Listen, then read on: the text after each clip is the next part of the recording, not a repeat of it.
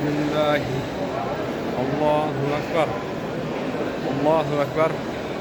Allah'ım dualarımızı kabul kılsın. Allah'ım bir dualarıma vardım. Umr'a geliş Allah'ım nasip kılsın. Allah'ım bir bey getirip günahlarım geçirsin. Azın kabağın aylandık. O içinde kabağın ayla cetici olaylanıp Safa Marmara'ya gitti ağız. Şu kapı cemaat kız.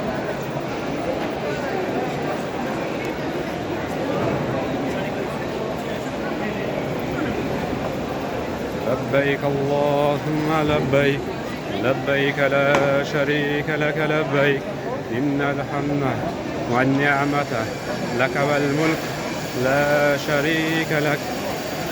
Buna kadar Safa Varmağa geldik. Safa Varmağa 20 kat. Safa Varmağa jet gireriz. Anam büyük umur aldık inşallah. Büyük umur'anı atam için atam özüne ve parmak umur ağlıdan. Allah'ın kabul kılsın, cengiz kılsın. Allahu Ekber.